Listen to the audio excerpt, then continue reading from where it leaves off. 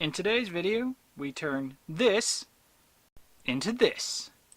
Okay, Wargamers, let's do this.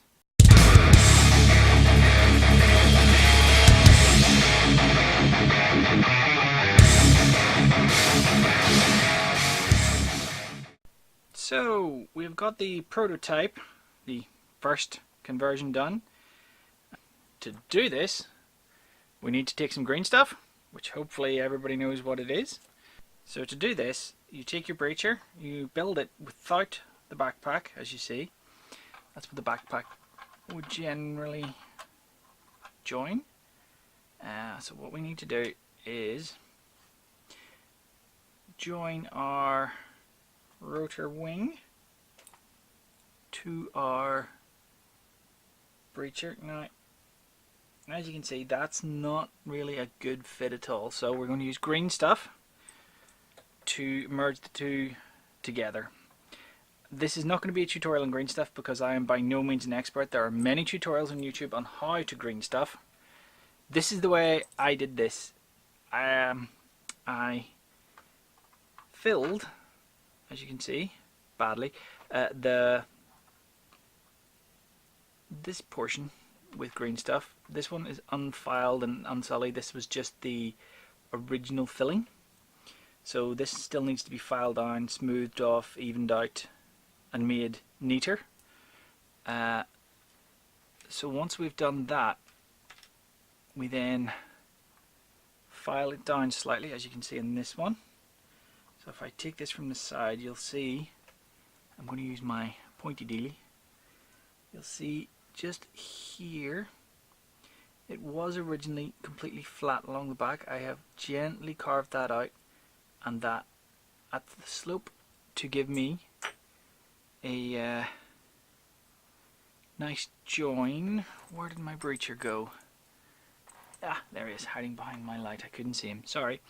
So this, when joined, will produce, oh, this is difficult to do with the camera in the way and also being a cack-handed idiot.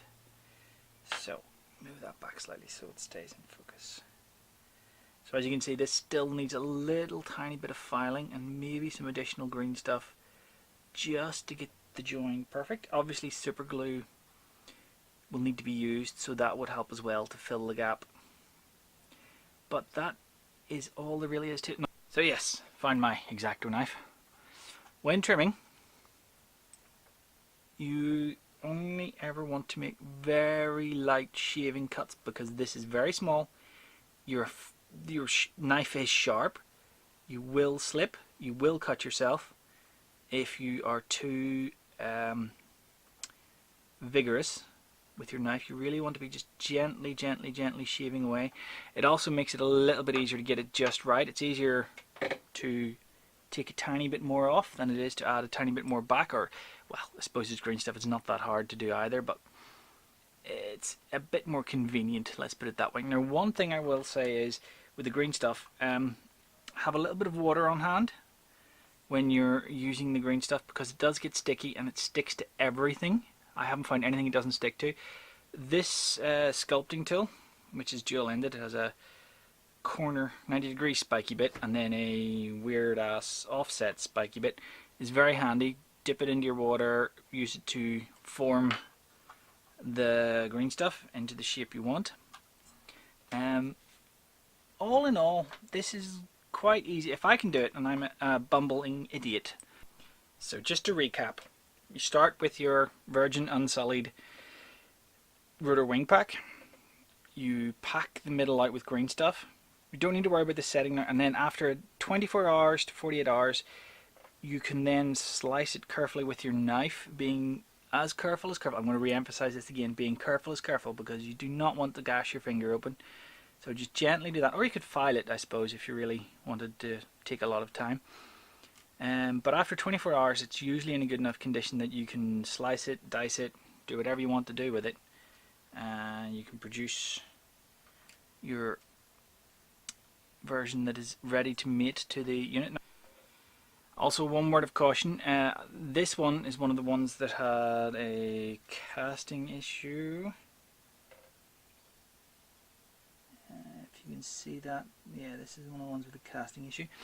I was experimenting with this one by basically stuffing it. I thought I'd experiment on the bad ones that I wasn't going to use. So I stuffed this one with green stuff, and I was seeing if I could just push it on and hold it by using a bit of water in the back of this so it wouldn't stick to it that well. But I was holding it by the wings to give me that additional support, and the wings snapped off. No, my fault entirely for being a bit too rough. And this was one of the ones with the casting issue, but just something to be aware of. Don't put pressure on the wings to push it down. Always hold it in the middle, put the pressure in the middle, and you should be fine. So what you get out the other end of all your troubles is this counts as Vespid Stingwing conversion. I think this will look very good on the tabletop. I think it will blend much nicer into the rest of your army than Vespids do, especially given the age of the Vespid model, and it's just not that nice, let's be honest. But this, I think, is a much nicer model. Alright, until next time, thank you very much, and happy wargaming.